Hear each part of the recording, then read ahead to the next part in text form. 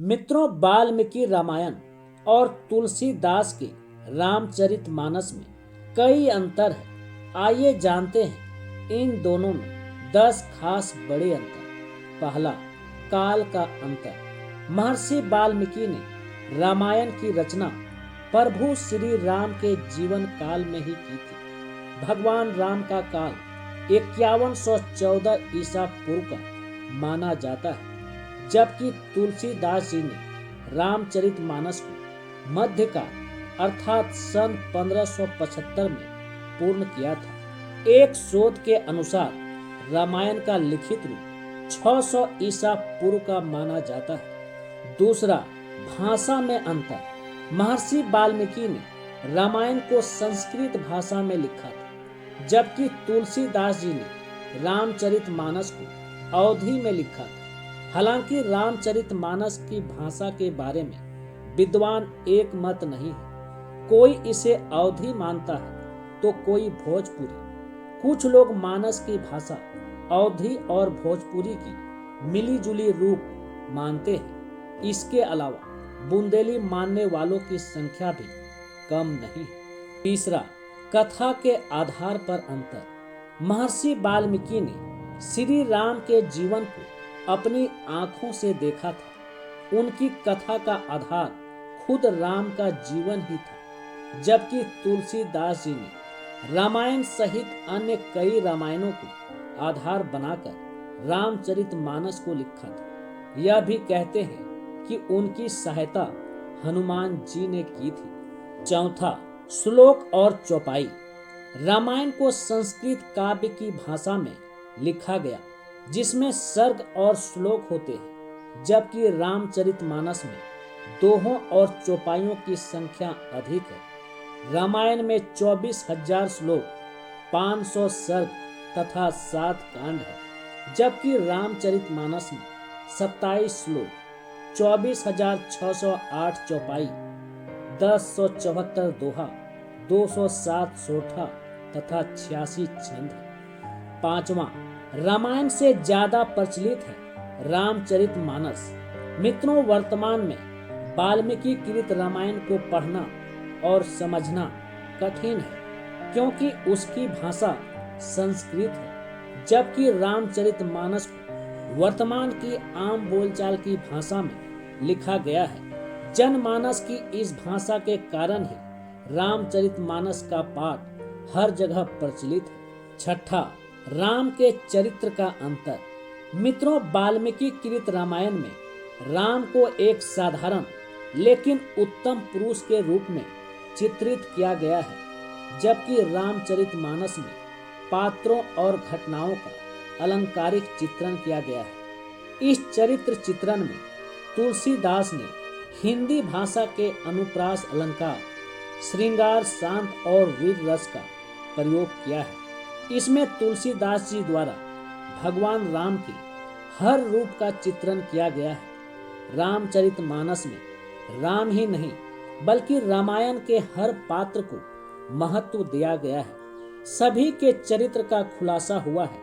तुलसीदास जी ने राम के चरित्र को एक महानायक और महाशक्ति के रूप में चित्रित किया है। सातवां, घटनाओं में अंतर। वाल्मीकि रामायण और गोस्वामी तुलसीदास के रामचरितमानस के घटनाओं में कुछ अंतर है। जैसे श्री राम और सीता जनकपुरी में बाग में एक दूसरे को देखते हैं, तब सीता जी शिव जी से प्रार्थना करती है कि श्री राम से ही उनका विवाह हो। यह प्रसंग तुलसीकृत रामचरितमानस में है, लेकिन वाल्मीकि रामायण में नहीं है। धनुष प्रसंग भी तुलसीकृत रामचरितमानस में भिन्न मिलेगा। अंगद के पैर का नहीं हिलना, हनुमान जी का सीना चीरकर राम सीता का चित्र दिखाना, अहि रावण का प्रसंग, यह तुलसीकृत रामचरितमानस में ही मिलेगा।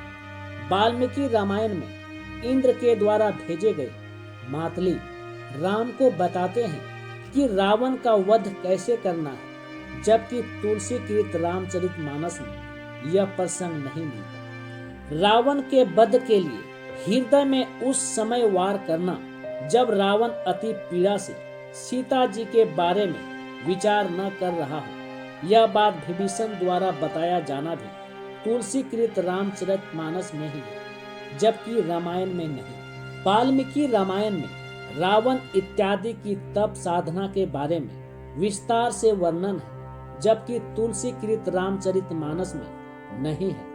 विश्वामित्र द्वारा दशरथ से राम को राक्षसों के वध के लिए मांगने का प्रसंग भी तुलसीकृत रामचरितमानस में भिन्न मिलेगा। इसके अलावा कैकेयी द्वारा वरदान का वर्णन, ताड़का का वध प्रसंग भी थोड़ा अलग है। इसी तरह और भी कई प्रसंग हैं जो या तो तुलसीकृत रामचरितमानस में नहीं है और है तो भिन्न रूप में। दरअसल गोस्वामी तुलसीदास जी ने रामचरितमानस को लिखने के पहले उत्तर और दक्षिण भारत की सभी रामायणों का अध्ययन किया था।